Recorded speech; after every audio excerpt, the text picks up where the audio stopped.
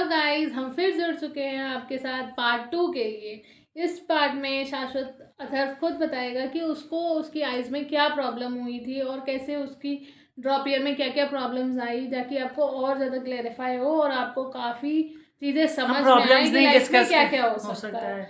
सो वो handing over my mike to Atharv, so let's start.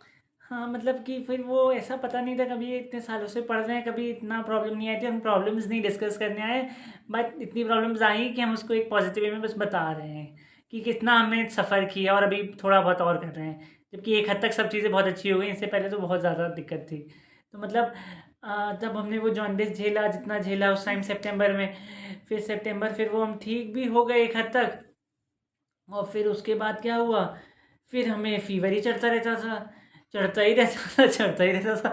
1-2 फिर उतर जाता था 2-3 दिन बाद। एक एक बार चढ़े तो पूरे 5-5 डेज़ 6-6 डेज़ वो उतरे ही ना, फिर चढ़ जाए। और अब कि ऐसा भी नहीं कि हम कुछ भी वो करते हैं, मतलब जिसे कहते हैं बदपरहेज़ी करते हैं। हम ऐसा क बिल्कुल कुछ नहीं करते। हम कुछ भी बाहर का नहीं खाते, हमारे भाई-बहन खाते हैं। आप जानते हैं मेरा एक ट्विन ब्रदर भी है, वो ये खाती है, वो खाते हैं। मैं तो कभी नहीं खाता वो सब बाहर का सामान।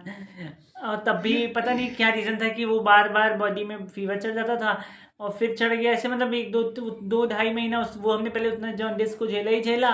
उसके बाद इतना फ़ीवर चढ़ता था कि हम बार-बार बिस्तर पे ही लेटे रहते थे और हमारा पूरा टाइम डॉक्टरों के यहाँ ही जाता था और डॉक्टर हमारे टेस्ट करते रहते थे पूरे-पूरे टाइम। और तब तो हमने इतना झेला और फिर हमारा बहुत टाइम वेस्ट हुआ इस सब में। हमारा फ्लो बिगड़, आप लोग जानते हैं पढ़ाई बहुत फ्लो में होती है और फ्लो बिगड़ जाए तो फिर वो हो नहीं पाती है, पर होती है, लेकिन मतलब बहुत टाइम वेस्ट हो चुका है होता है, तो आप इतना कवर नहीं कर सकते। ऐसे ही 2 साल का सिलेबस आपको जितना आता है, आपको पहले से बहुत ज़्यादा नहीं आता है जेई के हिसाब से, और जितना आता है फिर वो आपको 8 मंथ्स में कवर करना है, क्योंकि जनवरी अटेम्प्ट आ रहा होता है। लेकिन इतना टाइम वेस्ट इससे समय हो जाता था कि हमने तब भी किसी तरह मैनेज किया, और जितना टाइम मिला हमको बाद में हमने फिर उसमें एग्ज़ाम दिया, क्योंकि हम इतनी तबीयत खराब थी कि फिर टाइम ही नहीं बचता था। जब आप लेते रहोगे तो आप पढ़ोगे क्या पूरे टाइम। और फिर अब तब जो झेला, फिर हमने एग्ज़ाम दे लिया। फिर एग्ज़ाम के बाद क्या हुआ, कुछ टाइम बाद हमको पहले हल्का हल्का लगता था कि कुछ हल्का हल्का प्रॉब्लम है इसमें, लेकिन वो वो हमने ड्रॉप ड्रॉप डाल के आईटोन डाल के हम ठीक नॉर्मल कर लेते थे। पहले मंथ्स में कोई खास प्रॉब्लम नहीं लगती थी।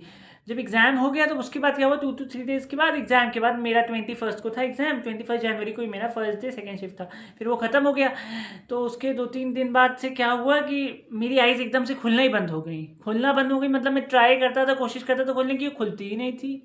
मतलब चिपक जाती थी, मतलब इतनी ज़्यादा उसमें ड्राइनेस थी कि मैं उसको खोल भी नहीं पाता था। तो फिर हमने 1-2 दिन पहले से कुछ ड्रॉप डाला, फिर वो ठीक तो हुआ नहीं उससे। फिर हम फिर डॉक्टर के पास गए, तो उन्होंने हमको बताया।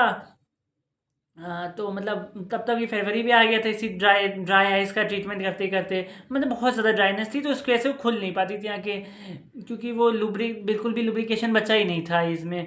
स्क्रीन ने कम्प्लीटली उन्हें ड्राई करके छोड़ दिया था। तो फिर हम उन डॉक्टर के पास गए, तो फिर उन्होंने हमको दी भी सही दवाई तो दी, और फिर जितना 10 दिन बाद उन्होंने बोला फिर आइएगा।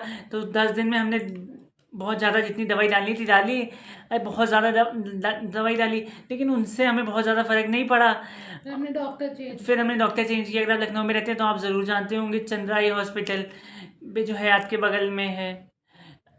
डॉक्टर राजेश भाटिया, वो ऐसे भी बहुत फेमस डॉक्टर हैं। फिर हम उनके पास गए, इससे पहले हम विनीत शाह को दिखा रहे थे, वो हमारे घर के पास में है। तो हम उनके पास गए, तब उन्होंने हमको दिया। फिर उनकी दवाई अब ये इतना उनके में टाइम जो वेस्ट हुआ उतना ठीक हुआ नहीं उनसे, 15-20 दिन उसमें चले गए। फिर हमने जब डॉक्टर चेंज किया, तब उन्होंने फिर हमारा टेस्ट किया वहाँ जाके। फिर उन्होंने हमको अपने टेस्ट बोला, कोई TFA टेस्ट कराया, उसमें फिर वो जो मैं बोल रहा था वही सच निकला कि वो बहुत ज़्यादा ड्राइनेस थी आइज़ में, वही निकली। और वो लोग अपनी डॉक्टरी के टर्म्स में ऑक्यूलर रेडनेस कहते थे। वो पूरी रिपोर्ट उन्होंने जनरेट करके हमें टेस्ट करा के दे दी।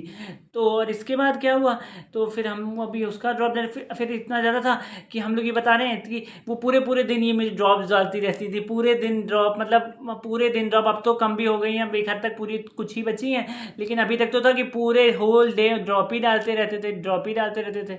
आइज़ खुल ही नहीं पाती थी। अभी 2-4 दिन पहले से वो जो मुझे बहुत ज़्यादा प्रॉब्लम थी आइज़ में, वो एक हद तक ठीक हो गई है।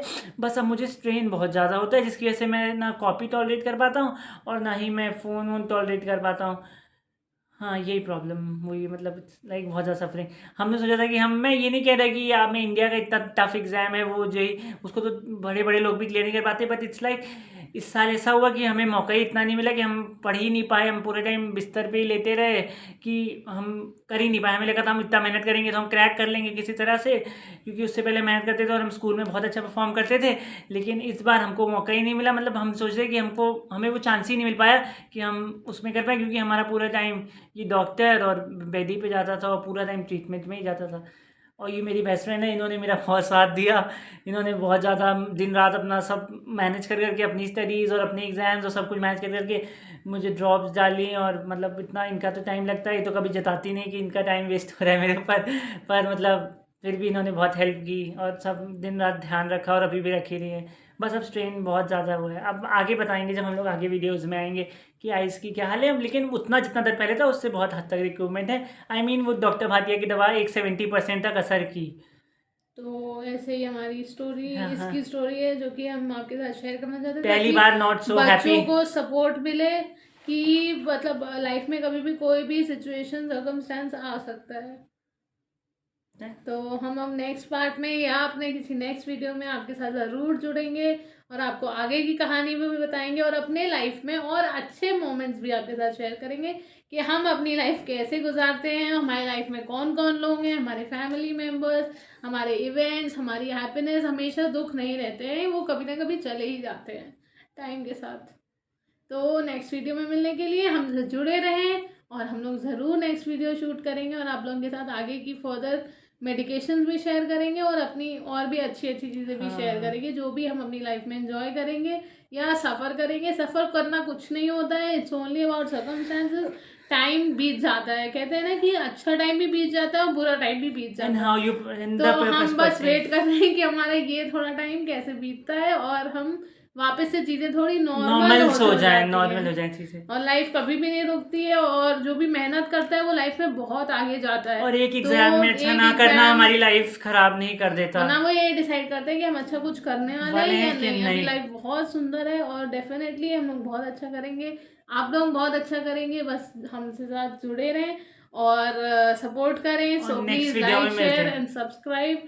सो हम नेक्स्ट वीडियो में आपसे मिलते हैं। Okay, bye.